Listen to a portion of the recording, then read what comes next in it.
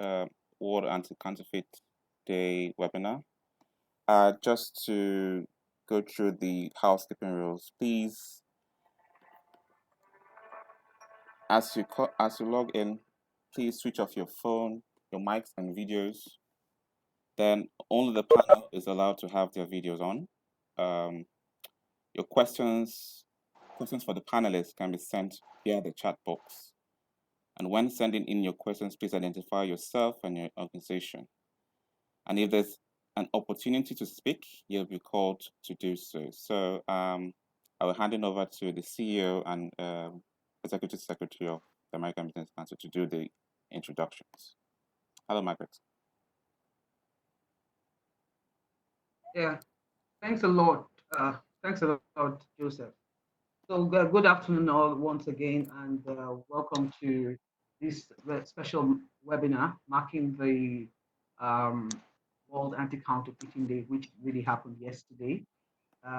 This is coming to you from the American Business Council with the partners, the Anti-Counterfeit Coalition, collaboration, the U.S. Department of Justice, Business Action to Stop Counterfeiting and Piracy. For us, for those who don't know who we are, the American Business Council is the voice of American business in Nigeria, and it's the affiliate of the U.S. Chamber of Commerce. For us, counterfeiting is a critical concern to us because it's an assault not only to the intellectual property infringement, but it also has a deleterious effect on our lives, our livelihood, the economy of the country, and as we are seeing in recent times, even national security. So this is a very critical and important topic for us.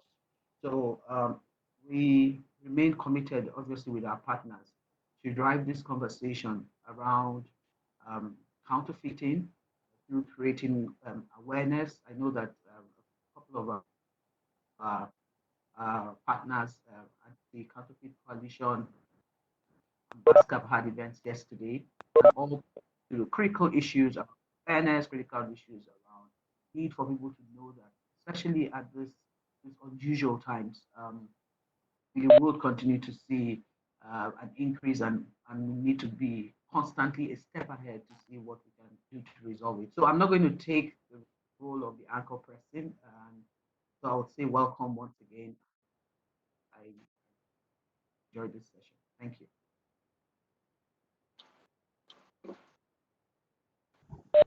Thank you, Margaret. So briefly, we'll just give a short, to show the short trailer of the Fishbone documentary. I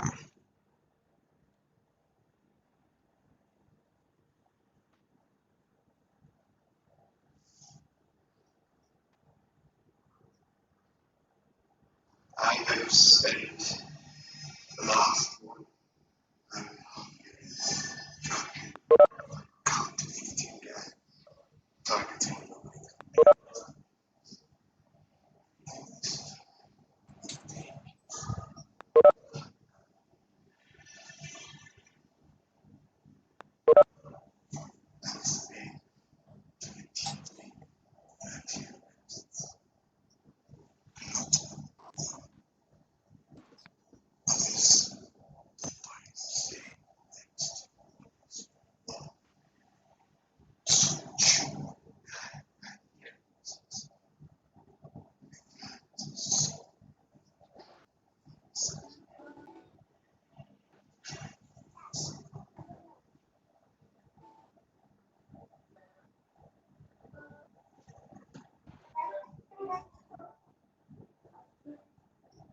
So a brief summary of the short documentary. It's put together by the U.S.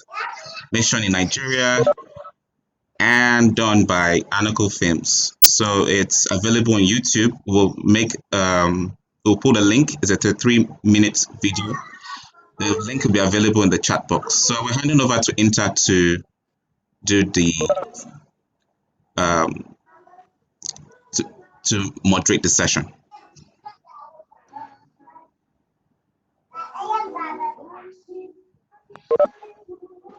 Okay, hi everyone. My name is Untitled, and I'm a partner at the new practice. For the second segment of this webinar, we're going to have Mr. Kingsley Ejiofor, who is the Director of Investigations and Enforcement for NAFDAC. And we're also going to have Mr. Mohammed Bambadede. He's the Deputy Controller of Customs. Then we also have Mr. John Chidiak, who is the Business Development Director of Bristol Scientific. And we're also going to have Mr. Desmond Adeola, who is the Chairman of ACC. And we're going to have Tracy Foston, who is the Knowledge Manager at ICC BASCAP. And then we're also going to have Azuka Okeke, who is the Regional Director, Africa Resource Center for Supply Chain. Thank you for joining us. I believe I have everyone that I have introduced on the webinar.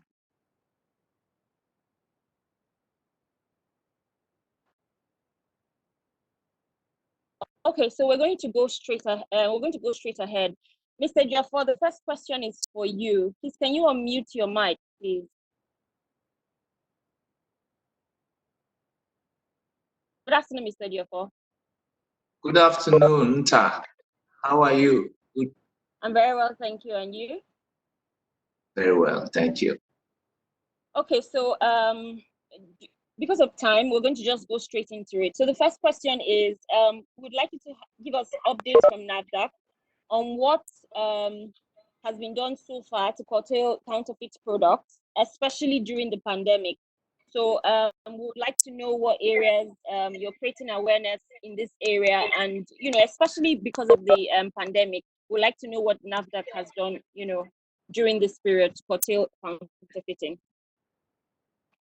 Thank you for having me. NAFDAC has always done its job. We perform multiple roles.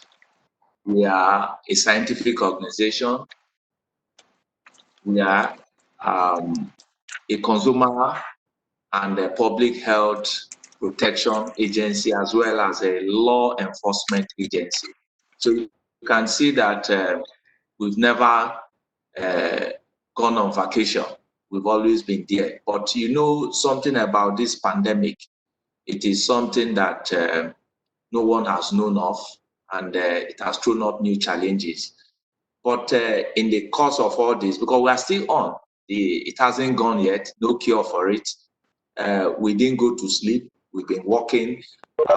During the period, we were able to bust an outfit in Anambra State. They had a whole lot of chloroquine phosphate, which were counterfeit, tramadol, band 1, and some other drugs worth 150 million naira. We were able to get it. Our men went there in spite of the problems. They passed the night there, and they were able to get the place. We are still looking for the owners of the premises, as well as the owners of the products. As soon as we are able to get them, we will prosecute. And those products were evacuated to our warehouse in Asaba and Agolo. And also, we've been investigating importance of fake face mask. We got report of it, and we're on it. Then also, we've been collaborating with the customs. At the moment, we have Operation Stop. You have Interpol, you have World Customs Organization, the Nigerian Customs, as well as the WHO Regional Liaison Office. They are with us in it.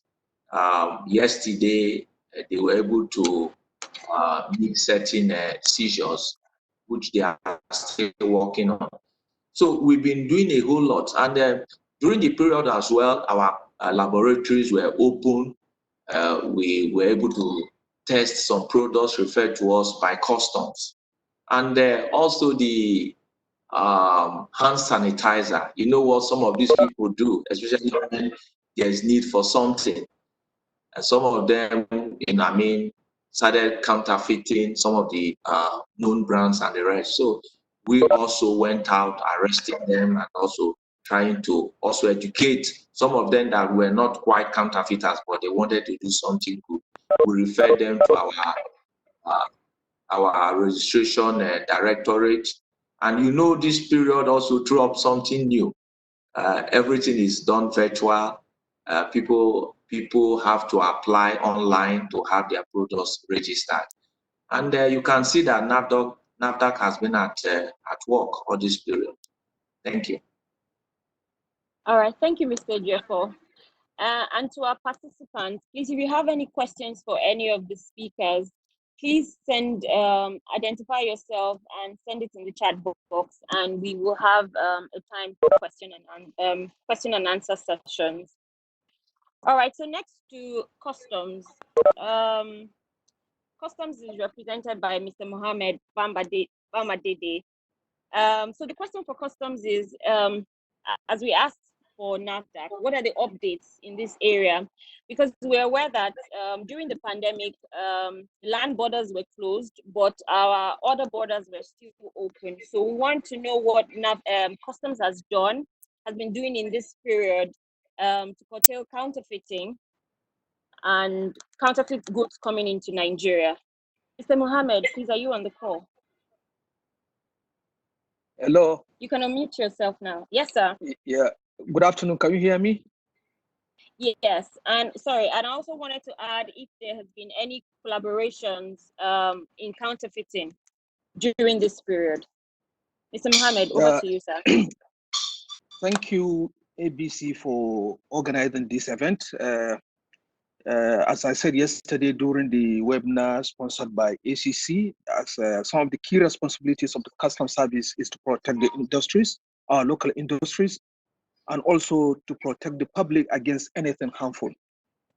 The collaboration between we and the sister agency, particularly NAFDAC, I have to thank Mr. Kingsley Ejiofor, the Director of Enforcement, has been wonderful, marvelous, which we have never seen in recent times. February, we participated in an operation which was sponsored by World Customs Organization, and NAFDAC were there, and we made fantastic seizures. Now, because of this COVID pandemic, the World Health Organization, in collaboration with the World Customs Organization, came up with this WCO Operation Stop.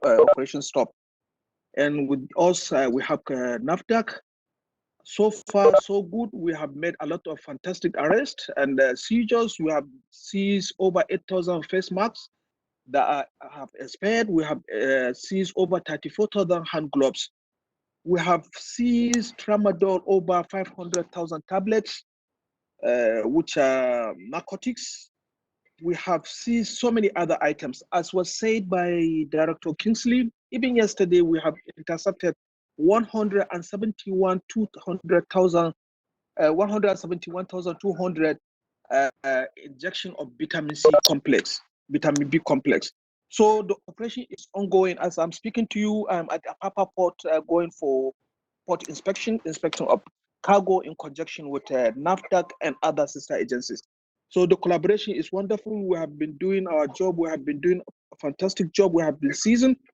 The only thing is there are challenges, and some of the challenges is since we even have started this operation, none apart from Mr. Desmond, who is the chairman of the ACC, none of the right holders or the brand owners came forward to give us an information pertaining suspected items. Either they are suspecting the brand or the item has been counterfeited. None of them came forward apart from the chairman of ACC that on 2 occasions come to participate at the port operation. Another thing is the challenges is the capacity building. Distinguishing counterfeit and the real one is not an easy thing. So the frontline officers need constant capacity building so that they will be able to differentiate between the counterfeit and the real, the genuine product. So these are the some of the key challenges which we are facing as the custom. But when it comes to collaboration, especially with NAFDAC, is excellent and very good, and we are doing our job, and we are protecting the public. We are seizing, we are intercepting, we are arresting. Thank you so much. If there's any question, I'm ready for it, please. Thank you. Thank you very much, sir. Just Yeah. to do a recap of what you have said is that the collaboration between NAFDAC and yourself has been fantastic, and associations like ACC have stepped in to also collaborate with customs, and that members of staff of officials of customs need challenges that there's need for capacity building.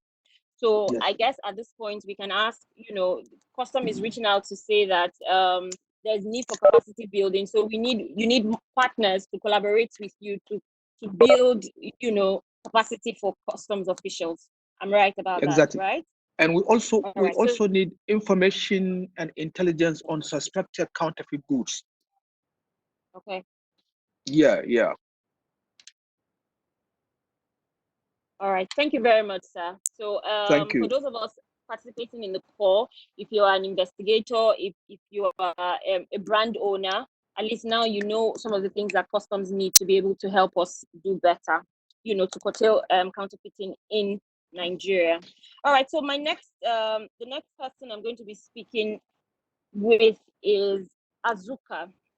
Azuka is the regional director for ARC. So Azuka, hi. Good Good morning, good afternoon, everyone. Yes, good afternoon, Hi, everyone. Azuka. Hi. Okay, so Azuka, I wanted to talk about your experience in the supply chain, especially for the health sector. You know that the health sector has actually come under a lot of attack and stress during the pandemic. So we wanted to find out, for you to tell us innovative ways that your organization has helped to curtail counterfeiting, especially in the supply chain. So is there a use of technology? Because now everything has gone virtual. There's no limit to what we can actually achieve. So I wanted you to just speak to what your organization is doing as in protecting us against counterfeiting in the supply chain. Okay. Thank you very much. And thank you, everyone, and the previous speakers. I'm also taking note and learning a lot from what the customs and NAFDAC they are doing. The thing with counterfeit medicines, and particularly in this period, is that we're dealing with the spike in demand of a lot of health commodities and equipment. And these demands, because I would say it also speaks to the preparedness of the country. How prepared were we for in the area of the commodities we required?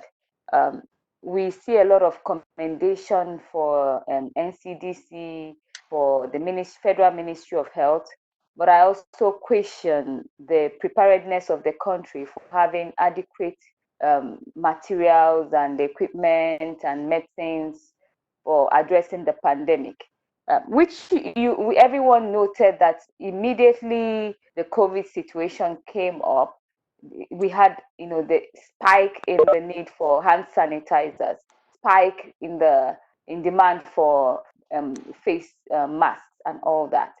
So I think what then happened was immediately there was that spike, then people had to start thinking of meeting the demand, and you see everybody became a manufacturer of hand sanitizer, because again the borders were closed and people were looking at the lead time. Lead time is when are we going to expect commodities? Everyone you see on social media, people say, come and buy, I'm making hand sanitizers in my personal laboratory. So it was a case of concern. I would say what we did is related to our key client, which is government. One good thing that happened immediately, the numbers for the cases started coming up in Nigeria, was Lagos State. So I'm speaking specifically to Lagos State government. Lagos State recognized something which I think a lot of states can definitely learn. They recognize that because of the population in Lagos State, there would definitely be a high, they foresaw that the numbers of cases will rise, and they recognized that they were going to need a lot of materials and a lot of medical devices. They already started seeing that in the future, and I commend the Commissioner for Health, which was really good. What he did at that initial onset is not about the technology, it's even about the strategy. He recognized that within the NCDC, there was no clear strategy for supply chain. There was a strategy for emergency preparedness for the country, testing, but nobody had said this is the quantity to procure. This is where to buy from for things that you don't normally have in your supply pipeline. What Lagos did at that initial onset was immediately they reached out to us and said, we need to come up with a supply chain strategy that will enable us to be responsive. So for me, that was commended because you have to have a strategy. And what the strategy tells you is how do you guide you in procurement. And one of the concerns they had was many people were coming to Lagos State. I remember that even many people were donating to the government. How would you ascertain where the donations were coming from? What are the quality assurance systems in place? Many people were also coming to Lagos State to say, oh, we have face masks, we have N95 masks. But Lagos, what they did was they wanted to have a clear sight of what quantity of commodities they needed. How do they plan even for the next 5 months, the next 3 months as numbers begin to rise? What we did was we linked them up to experts, and which is what we do. Africa Resource Center. We don't implement any project or even any. We don't have digital devices or anything. What we do is we are like a library for resources. We link government to resources they need. We are like a broker. Whatever resources you need, we give it to you. We linked Lagos State to resources that help them come up with an emergency supply chain plan, which accommodated an expedited procurement plan.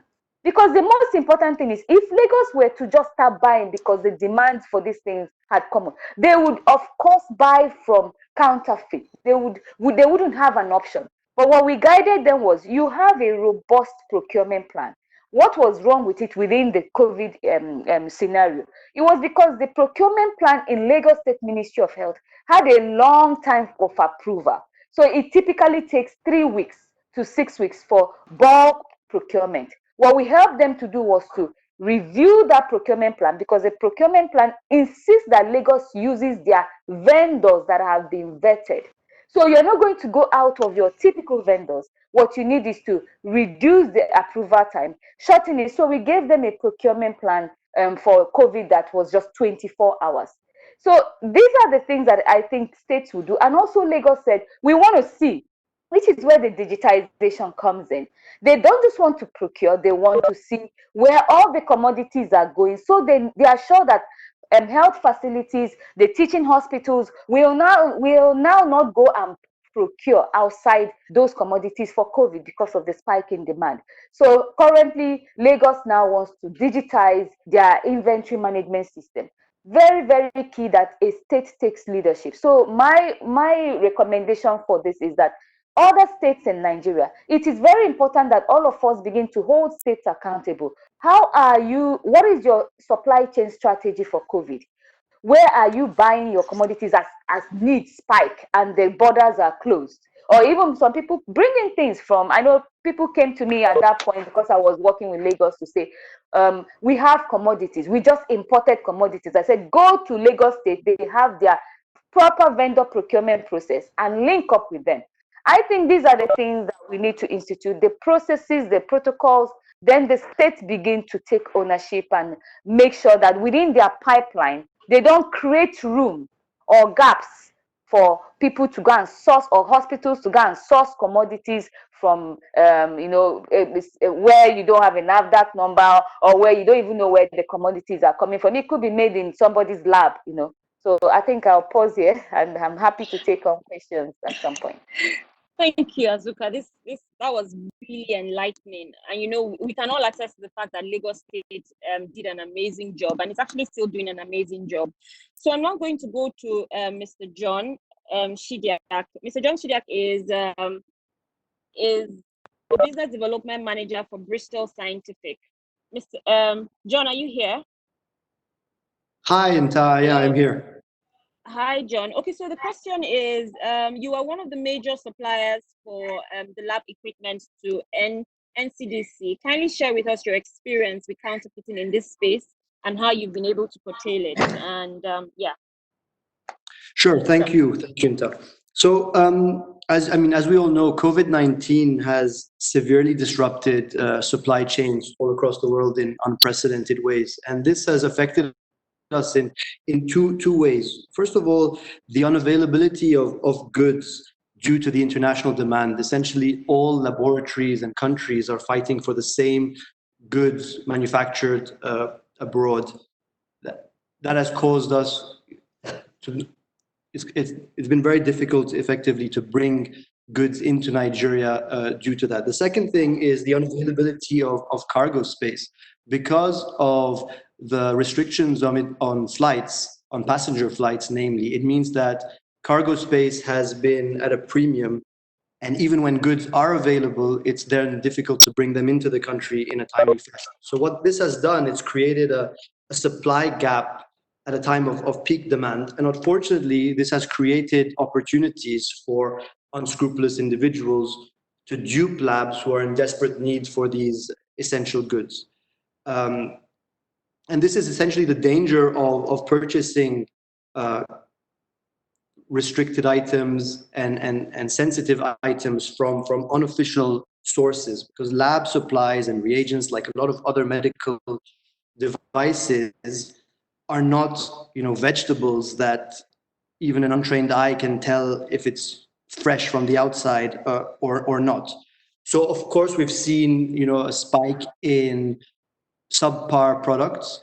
But one of the most egregious incidents that we have uncovered during this COVID-19 has been related to extraction kits, which, as you know, are a key component to the COVID-19 testing process. And in this particular situation, labels had been doctored on these reagent kits to change the expiry dates. And expiry dates didn't match with the lot numbers. And these were then being offered to the testing labs as, the genuine product. So, I mean, one of the things that we've had to do in these situations is obviously alert, the authorities and the labs and make them aware that this batch number that's going around, they need to be very, very careful. Second of all, is continuing to encourage laboratories to deal only with official distributors of products. And third is to also ask them to always independently verify the lot numbers and the batch numbers of the products that they get, because these can be easily checked on the manufacturer's websites. All manufacturers today give you that portal where you can check certificates of analysis, etc., to make sure that the products that you have in hand are what they say they are.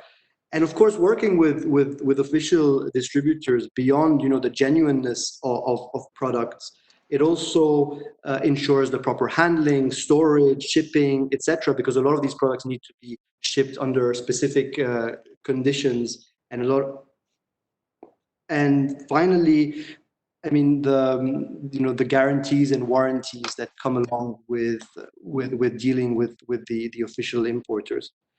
Unfortunately, by the time we as a company become aware of a lot of these products, it's usually too late. It means that these products are already in circulation, they're already in country, etc. And that's why we obviously rely very much on the cooperation with the regulatory agencies such as NAFDAC, SON, MLSCN, and of course with customs, to ensure that only eligible importers are the ones bringing in these sensitive products into the country. That, I think, COVID-19 has probably exposed some of the weaknesses in this aspect, but at the same time, we can testify firsthand that the agencies, and in particular NAFDAC, etc., are investing heavily to ensure that a lot of these gaps are sealed and that these issues are improved going forward. And we look forward to continue to collaborate very closely with all the relevant stakeholders to ultimately ensure the safety of Nigerian lives. All right. Thank you, John. I guess we're going to come back to you during the question and answer sessions, because we already have questions for you, coming up. I'll just go straight to Tracy. Tracy, hi. Are you on the call? I am. Can you all hear me? Yes, I can hear you. All right, Tracy. Great. So going straight into it. The pandemic, our lives will never be the same. So I want to ask you, what sort of collaborations do you hope to see going forward?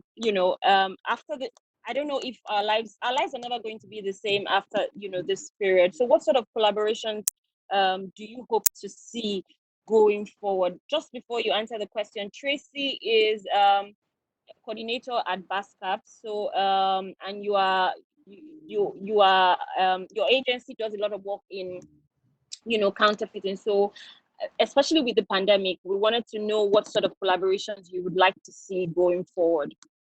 Yes, thank you, Intab, and thank you, ABC, for the invitation to be part of this webinar today. I think maybe I should take a step back and give you a background on our public awareness campaign.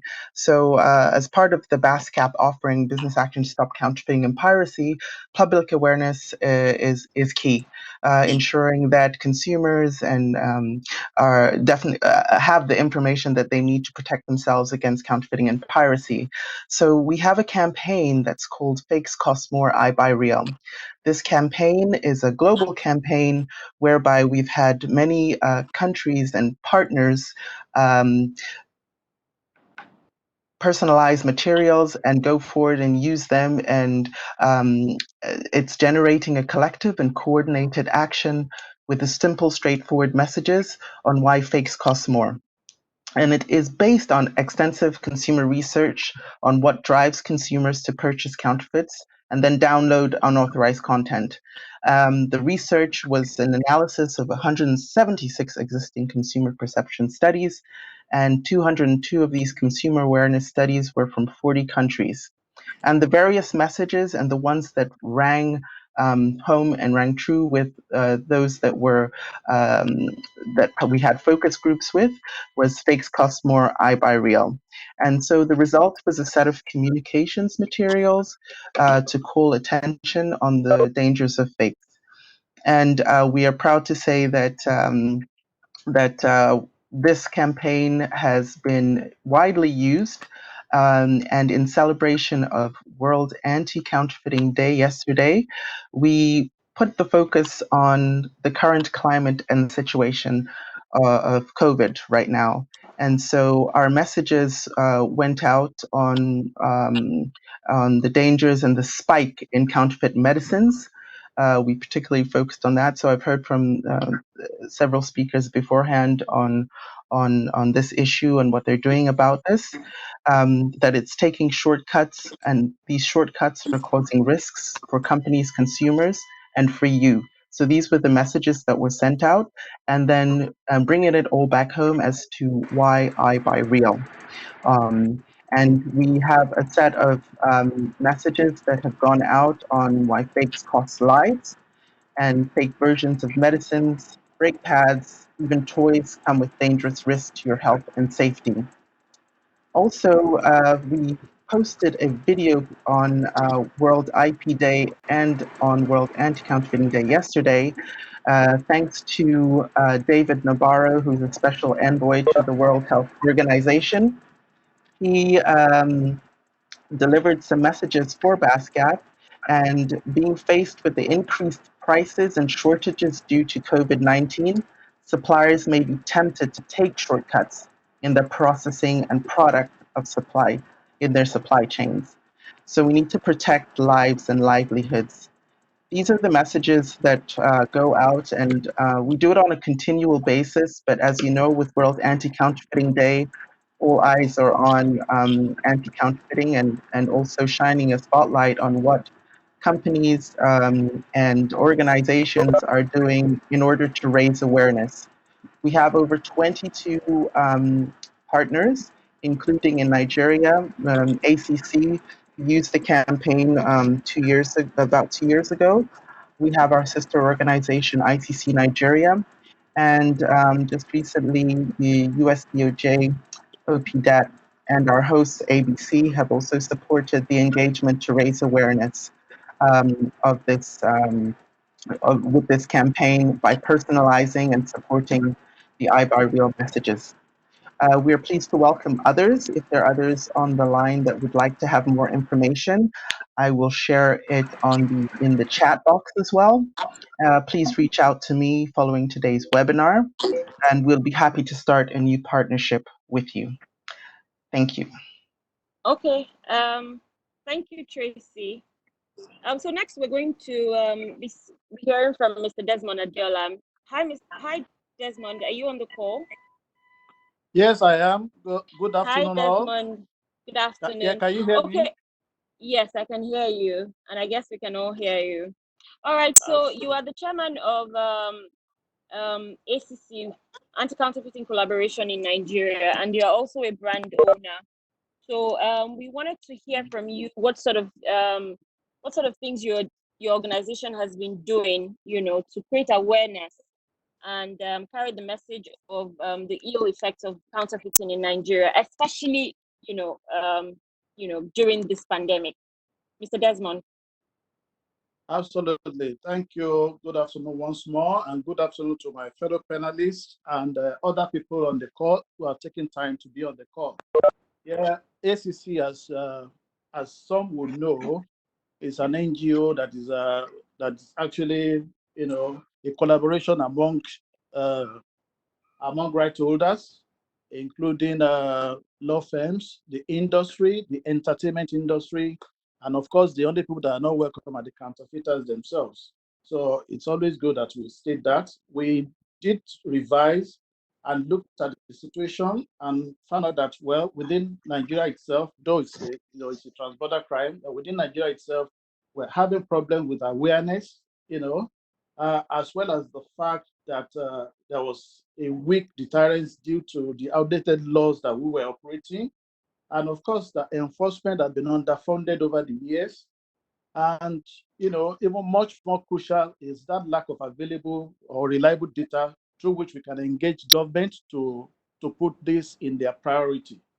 So just working on that, because you asked me concerning training and advocacy. So I zeroed in on that. We designed a program to be able to reach a wide audience, but also a very reliable audience that's actually key to achieving our objectives. So we knew that law enforcement, it was very necessary to improve on capacity, that's build capacity through training for law enforcement. So we design year in, year out. We've been doing training, collaboration and training with the Nigerian Customs. We've also done that with the Standard Organization of Nigeria, with NAFDAC. We've been working and collaborating with them as well as with the police, specifically the Marine Police. So now we have also been at the fulcrum of championing the IPCOM bill, which a lot of you in the House now are aware worked on it together. And of course, we are working on some other things currently. Within this pandemic, the pandemic, represents a global shift. And this global shift, nobody was prepared for it. But however, it's actually how flexible you are that actually ensures how well you survive. And of course, looking at the situation within the country, we observed also that it led to a lot of panic buying by people. I had some of my fellow panelists talking about that panic buying, in which consumers who were designing before didn't seem to care anymore. They just wanted to have something. And we had a call yesterday too, where some of these things were actually iterated in terms of even having counterfeits that were selling even at a premium to genuine products. Well, really what we've done is to rally ourselves around to say, look, how do we take a step forward? So we adopted virtual, some of which we'll see today. That's coming into collaboration for today. Yesterday, we do our meetings by virtual means, and we have plans together with the U.S. Justice Department, with other great organizations like ABC, to see in future how we can do a training for the judicial arm. So that's very big in our plans. We've had discussion with NAFDAC also in terms of also looking at best practices that we can also use to improve our environment. And one of it is a voluntary surrender mechanism that's working so well in South Africa. So we've commissioned one of the law firms that attend our meeting to engage with the South African authorities and fellow rights holders in South Africa to see how we can learn from them and also learn that within our space. And luckily, we have a NAFDAC that is very, very agile and also listens and is also willing to also look for every area of improvement. So, and we're working together on that. So we will soon be landing that on their plate and engaging them. But every World Anti-Counterfeit Day, we always engage the public also through the media. So we try to get as wide a reach as possible through television, going through television interviews, appearances on radio, addressing press conferences, and also of late, also using the social media as a platform to reach out to as many people as possible. But what's key to us is actually, having the right objectives and reaching out with a clear objective.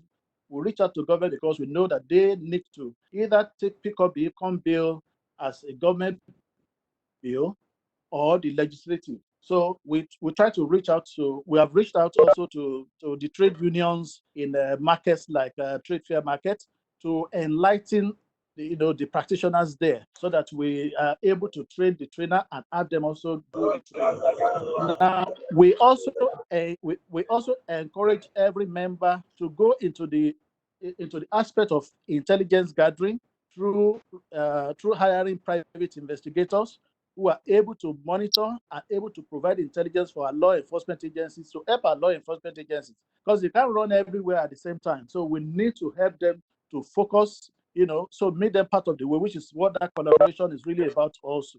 Running after those bad guys, spotlighting where they are, and providing that information. I was glad to hear my custom officer actually saying that they need capacity building, they need training, and he also highlighted that look, we have also had a compliment with them at the port, so which is a clear commitment. The key thing for us is to rally as many members as possible within the industry to come together so that together we can take this engagement forward. And of course, also reaching out to the public so that the public are also speaking to all the lawmakers within their spaces, because we have members of the House of Representatives, members.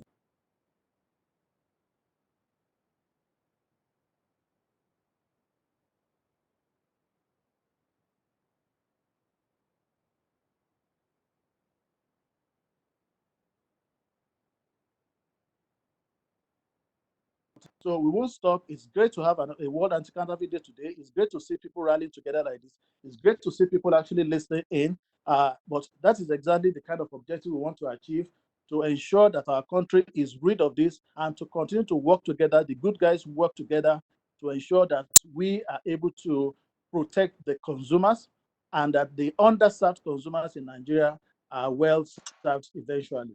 Thank you. All right, thank you very much, Mr. Diola. So the next 10 minutes we're going to use for question and answers. Already our chat box has been, people have been sending in questions to the chat box, but I'm just going to just highlight a few. I think the interesting question here is about face masks. Mr. Bamadede, you are on the call. Please, could you just respond to the question about face masks? I know you have already on the chat box, but for the benefit of everyone on the call who may not have access to the chat box, who's not looking at the chat box, please could you just give us a highlight of the question about the expired face mask question that is being asked? Yeah, thank you so much. What happened in the course of examination in one of the courts, we came across some packages of face masks and hand gloves. And when we look at the packages, we saw the date of manufacturing and the date of expiration. Unfortunately or fortunately for us, we saw the item was manufactured since 2016 and it expired 2018. And now we are in 2020. So that was just happened, as simple as that. So we just seize it right away. All right. I don't know whether this question is for you, but I think either you and Mr. Ejiofor can actually answer this question as to have you considered implementing policies on security features on the packaging of products to combat counterfeiting.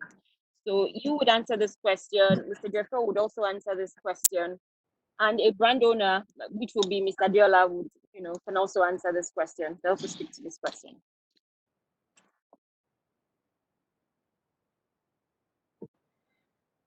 Hello, Mr. Mohammed.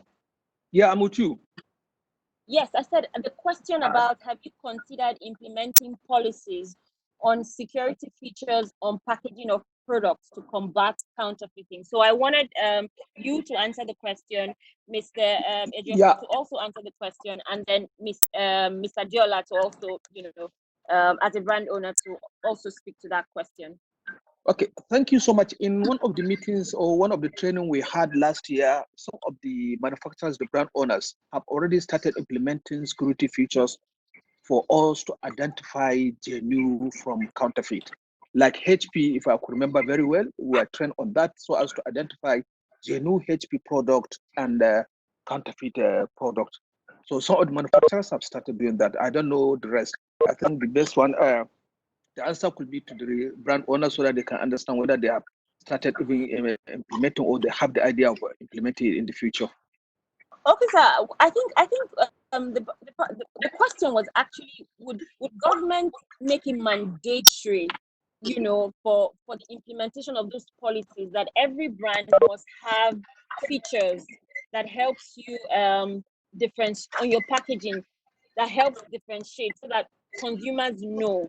I guess this is something that we can take offline, but actually continue to think about. But Mr. Jeffrey, please could you give us some sort of insight on this? Thank you. I want to use this opportunity, because I was thinking we're going to have glitches, so I have to go straight without thanking everybody. I just want to use this opportunity to thank the organizers, the ABC, as well as all the panelists. Regarding the policy on some of these devices that we have security features on products. NAFDAC has been on this for a very long time. You maybe you recall the MAS, that's the mobile authentication service. Yes.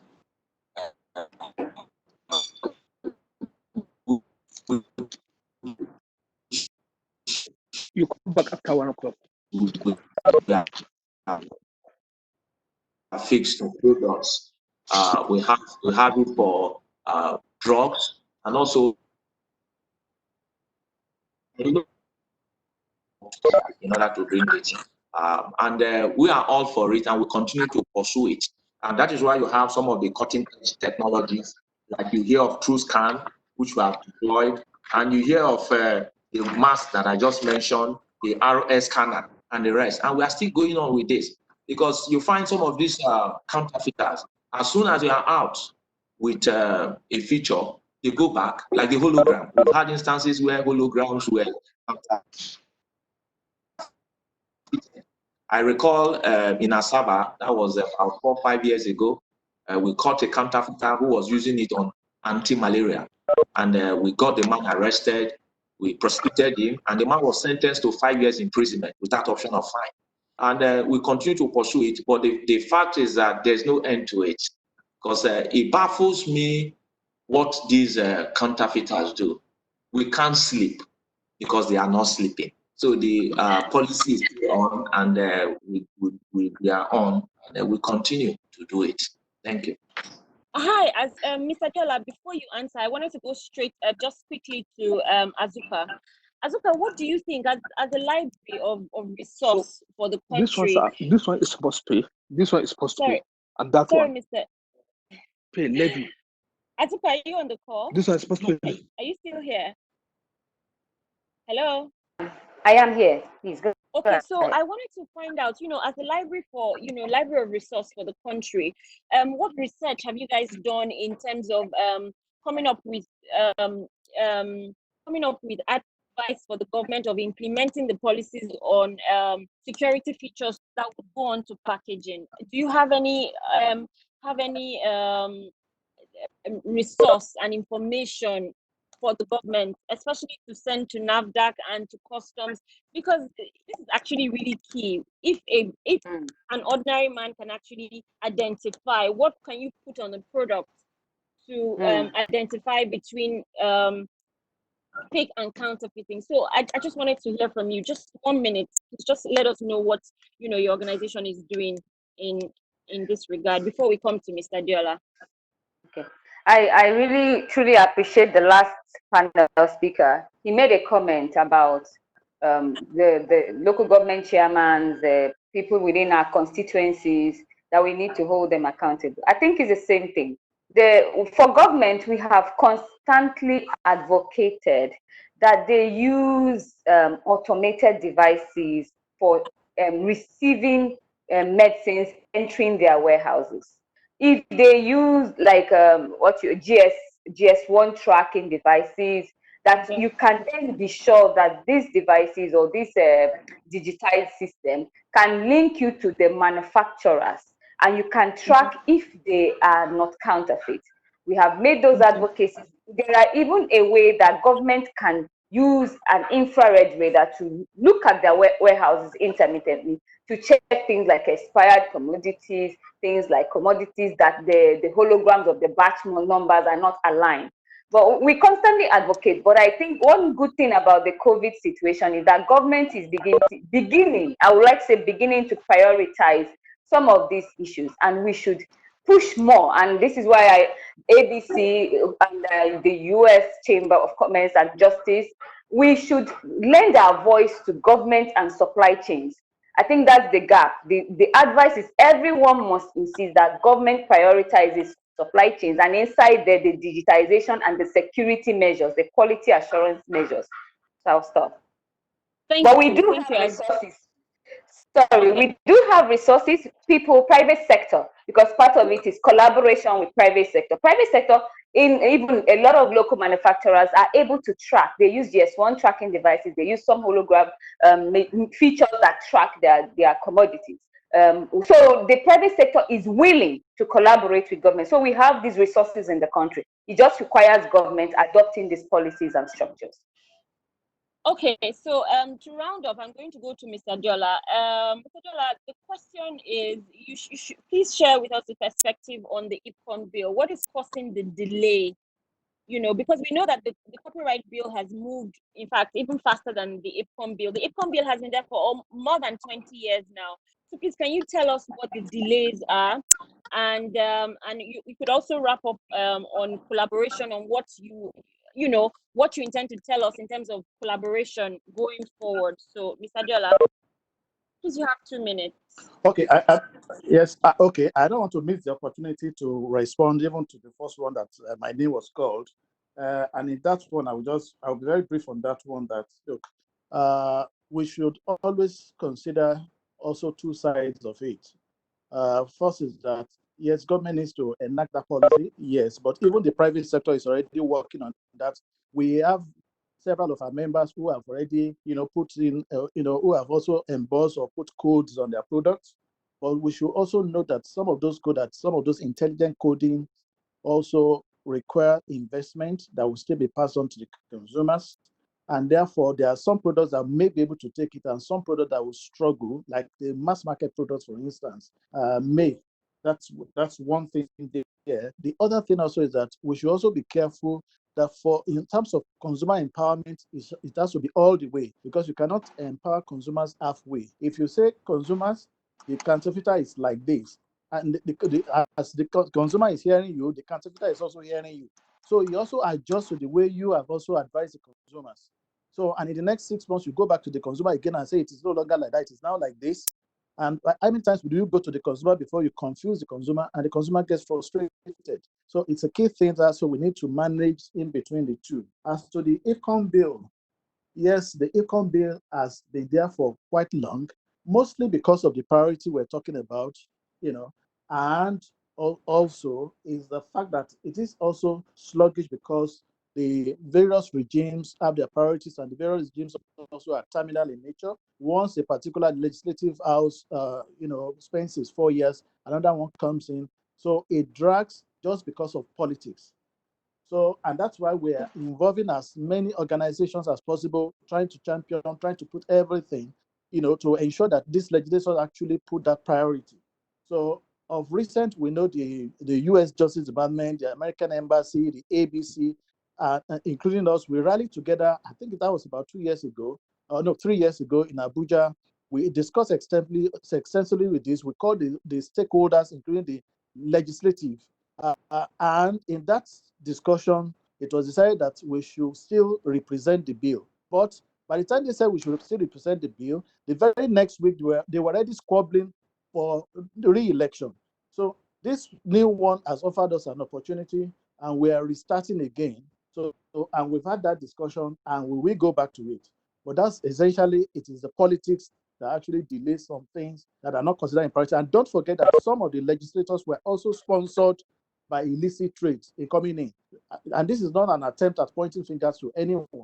But when you see that priorities are not really towards that which actually galvanizes the economy in this kind of respect, you begin to actually wonder. I think the last question you asked, I'm struggling to remember the last question you asked, because you said you gave me 2 minutes and I have just about 15 seconds. Yes, Mr. Diola. What is the way forward? I just wanted you to do your closing remarks on, collaboration and the way forward. Mr. Diola, you have 30 seconds now, because I still have to go to Tracy and John. Yes, thank you. Thank you. It's an opportunity. We need to still discuss also within the ABC community as well to get as many people on board as possible. I know customs have felt frustrated at one point because they also saw some products that belong to a particular right holder who is not signing in with ACC, and we've been trying to get that right holder. So we are still going to have that conversation outside of here, but we need everyone on board. And like we said earlier on, engage people within your community and bring them on board. Counterfeiting is an issue we need to follow. Thank you, Mr. Diola. So Tracy, just any parting words, please. You just have 1 minute. Yes, thank you very much. I'll just respond quickly to Joseph's question on expanding awareness campaigns. Absolutely, because we're living in the situation with the pandemic, we're focusing on counterfeiting drugs and medical appliances. I think someone else's mic is on.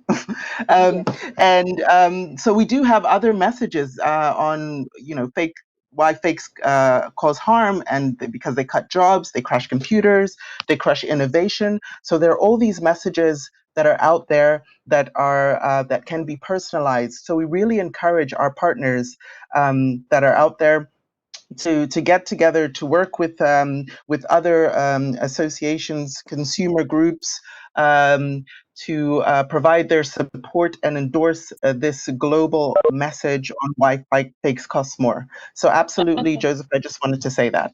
Thank you. Thank you, Tracy. So John, any parting words before we round off the session? Thank you, Dan. I just want to thank everyone for having us on this call and being a part of this. And I look forward to working more closely with NAFDAC and Customs in fighting counterfeits.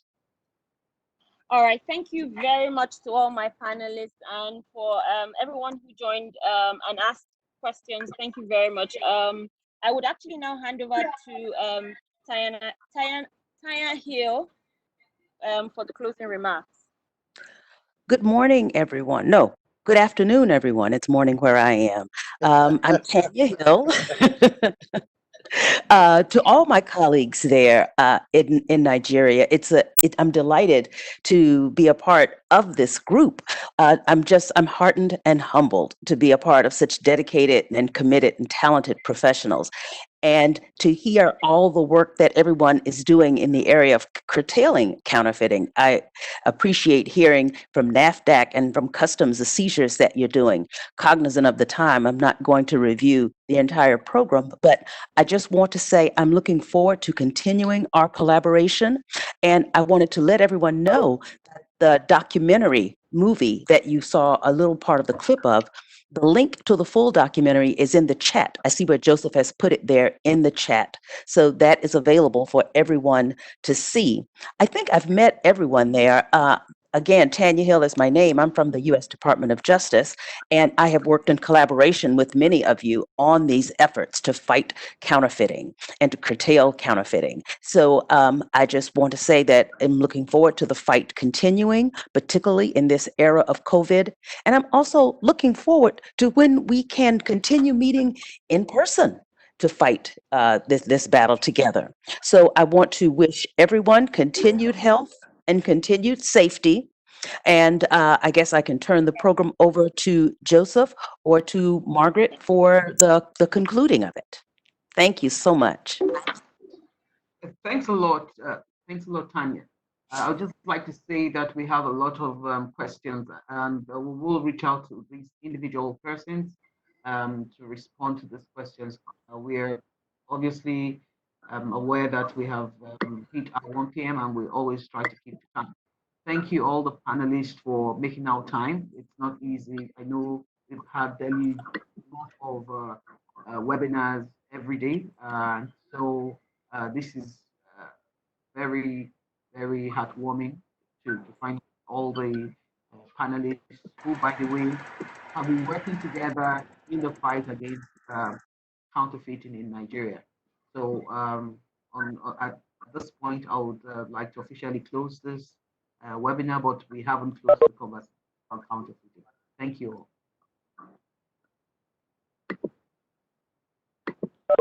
Thank you. Thanks. Goodbye, everyone. Thank you. Okay. Thank you. Bye. Thank you. Bye. Thank you. Thank you.